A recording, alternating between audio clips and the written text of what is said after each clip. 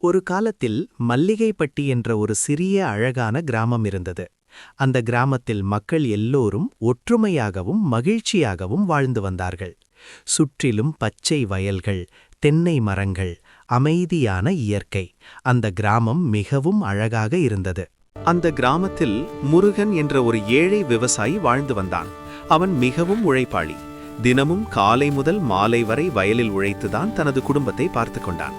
ஒரு நாள் முருகன் வழக்கம் போல் தனது வயலில் உழுது கொண்டிருந்தான். திடீரென்று அவன் உழவு கருவி மண்ணுக்குள்ளிருந்த ஒரு பொருளை மோதி நின்றது. ஆச்சரியப்பட்ட முருகன் மண்ணை மெதுவாக தோண்டி பார்த்தான். முருகன் மண்ணுக்குள் இருந்த அந்த பழைய குடுவையை எடுத்தான். அதை திறந்து பார்த்தவுடன் அவன் மிகவும் ஆச்சரியப்பட்டான். ஏனெனில் அந்த குடுவை முழுவதும் பொன் நாணயங்கள் நிரம்பியிருந்தது. அந்த பொன்னை பார்த்த முருகன் ஒரு நிமிடம் யோசித்தான்.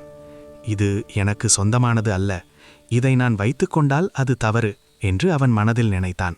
அதனால் அவன் ஒரு நேர்மையான முடிவை எடுத்தான். முருகன் அந்த குடுவையை எடுத்துக்கொண்டு கிராம தலைவரை சந்திக்க சென்றான். ஐயா, நான் வயலில் வேலை செய்தபோது இந்த குடுவை கிடைத்தது. இது எனக்கு சொந்தமானது அல்ல, அதனால் இதை உங்களிடம் கொடுக்க வந்தேன் என்று மரியாதையாக கூறினான்.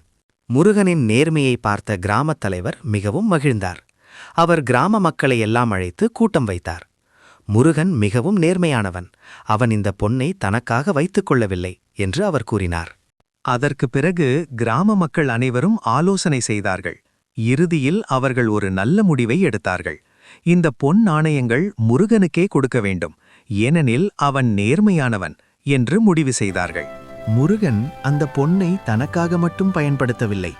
அந்த பணத்தில் கிராமத்தில் ஒரு பள்ளி கட்டினான். எல்லாருக்கும் பயன்படும் ஒரு கிணறு தோண்டினான்.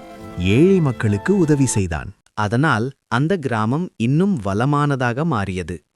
கிராம மக்கள் எல்லோரும் முருகனை மிகவும் மதித்தார்கள். கதையின் நீதி: நேர்மைதான் மனிதனின் மிகப்பெரிய செல்வம்.